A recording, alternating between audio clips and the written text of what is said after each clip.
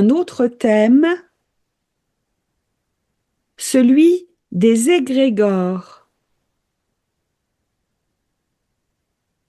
Que peut-on dire au sujet des égrégores?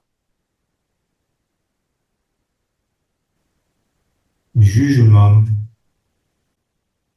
Alors, pour faire un petit résumé, les égrégores, ce que ça peut signifier de manière simplifiée, hein, c'est à chaque fois que l'on pense à quelque chose, et d'autant plus qu'on est motivé, qu'on y met de l'émotion, cette intention particulière, qu'elle soit positive ou négative, elle va se créer une forme dans l'éthérique.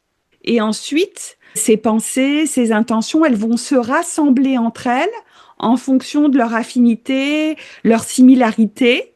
Alors on pourrait imaginer comme des gros nuages qui contiennent plein d'intentions similaires, d'impressions de ce qui a été réellement vécu, mais aussi de ce qui s'est passé dans l'imaginaire des gens individuellement. Et ces égrégores, ensuite, ils grandissent encore et encore en fonction de ce à quoi pense ou de ce à quoi espère chaque individu, selon des thèmes particuliers, justement. Et c'est présent, c'est vivant. Quelqu'un pense à quelque chose de particulier, on peut imaginer que l'égrégore qui correspond peut venir à lui et lui apporter des intentions supplémentaires, créer comme une forme de dépendance. Et l'égrégore peut également se nourrir de l'intention de chacun.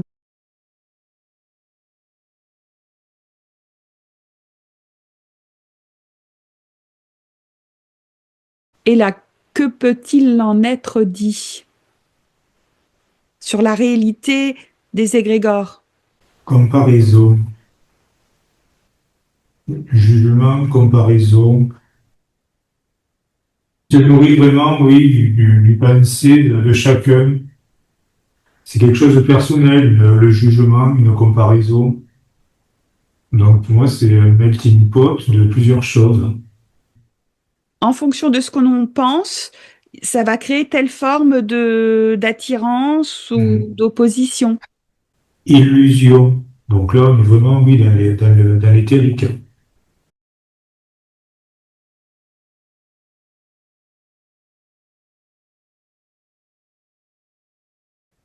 Quelle est la réalité de cette notion d'égrégore et quelle en est la puissance et les conséquences? Austérité. Moi, tout de suite, ça me vient, ça restreint beaucoup. Ça prend beaucoup d'énergie et ça Hmm. réduit le champ des possibles d'action d'une personne, des personnes. Ça l'enferme. Volonté, ça amène une action, une volonté propre. Ouais. Donc les égrégores ont une volonté propre et se nourrissent des pensées, de l'état d'esprit de chacun. Et en même temps, en faisant cela, ils amenuisent la volonté de chaque individu qu'ils captivent. Hmm.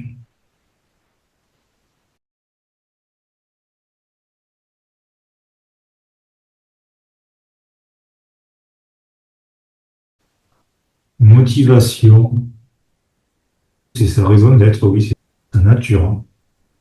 La nature des égrégores, c'est de s'assembler en fonction d'affinités et d'aller rejoindre les individus et de prendre leurs intentions. Abus, c'est presque même violent, quoi. Oui, c'est comme une forme de captation Hmm. de l'individu, de la personne, selon ses intentions, comme Hmm. un accaparement de l'énergie de la personne. Il y a vraiment quasiment une action, quoi, physique, même pas une conséquence, c'est vraiment une action, une mise en mouvement, quoi. Inconscience. Et oui, c'est ce à quoi je pensais, c'est-à-dire que cette captation d'énergie, de l'attention de la personne, tout ça, la personne n'en a pas conscience, ça se passe Hmm. inconsciemment. Oui, oui, c'est ce qui me vient, oui. Elle le réalise même pas. Parce qu'en plus, l'action de l'égrégore, c'est de manger, de capter l'énergie de la personne en fonction de ses pensées. On peut imaginer que l'être humain, c'est comme une pile, comme une source d'énergie infinie pour ces égrégores. Et ce que fait après l'égrégore, c'est comme s'il incitait la personne à continuer à penser à la même chose. Et plus la personne pense à la même chose, plus l'égrégore se nourrit de l'énergie de la personne. Et donc, c'est comme un enfermement, une forme de vampirisation.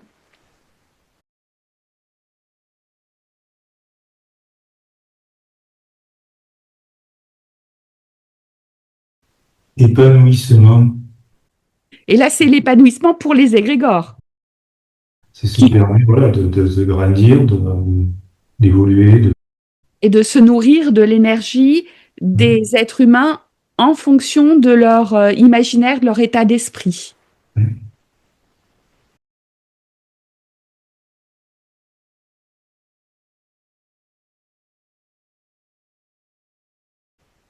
Comment est-il possible de sortir de cette emprise des égrégores, de cette vampirisation? Est-ce que ce serait justement le fait de parvenir à une maîtrise de soi, de pouvoir soi-même contrôler ses émotions, ses propres pensées?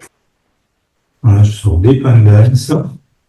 Pour sortir de la dépendance des égrégores, c'est important de devenir soi-même plus autonome, plus indépendant, en étant intérieurement maître de ses pensées, de ses émotions, de ses sensations. Je vois tristesse. Je vois que l'épanouissement, dépendance, tristesse, l'ego est dépendant d'un état négatif, vibratoire. Donc par opposition, c'est ce que tu dis, pour en sortir, pour être dans un état positif, tout simplement.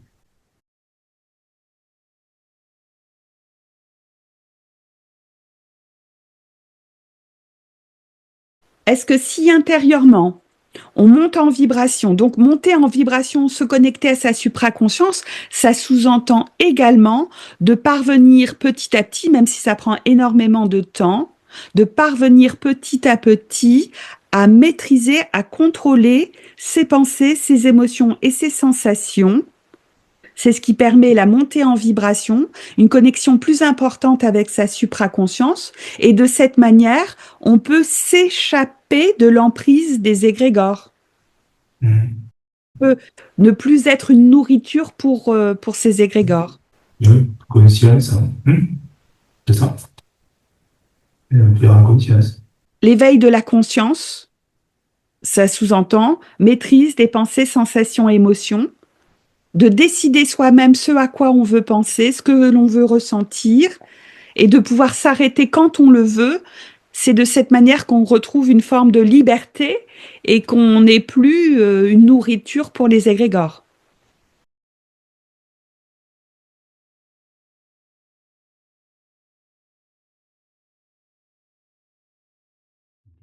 Échec. Et oui, ça met en échec. C'est l'échec de l'égrégore, hein.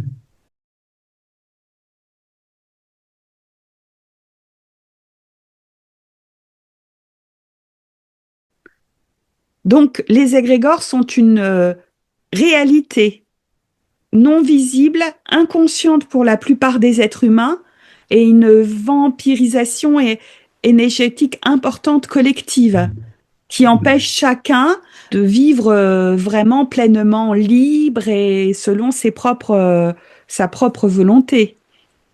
Et que pour cela, pour s'en défaire, il y a tout un processus, des étapes à respecter, montée en vibration, maîtrise de soi, connexion à sa supraconscience pour retrouver son espace réellement personnel.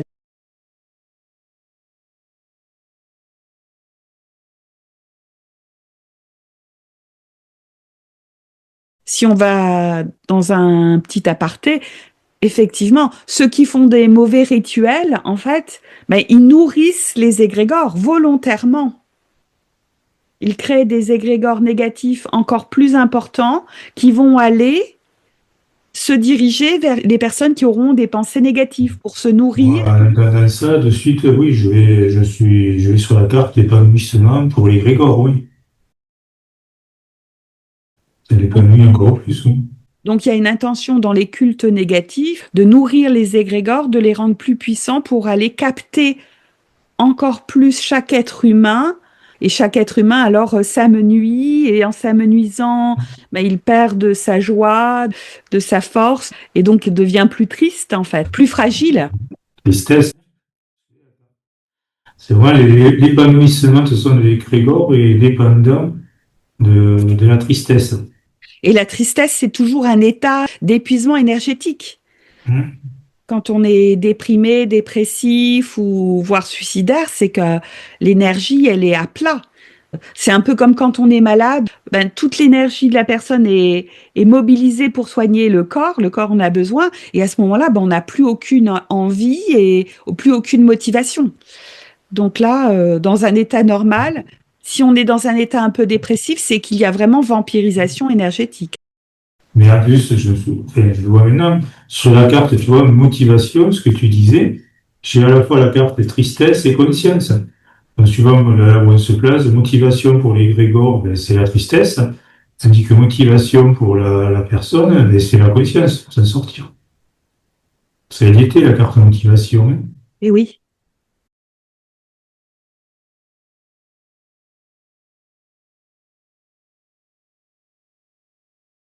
Donc vraiment, là, c'est important.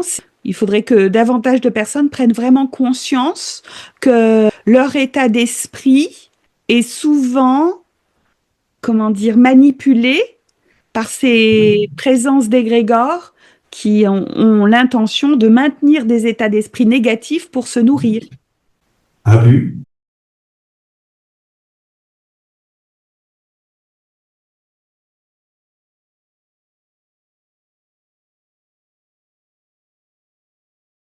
Donc c'est à chacun à se prendre en main avec l'intention de retrouver toute son énergie, sa motivation Avec la motivation, voilà.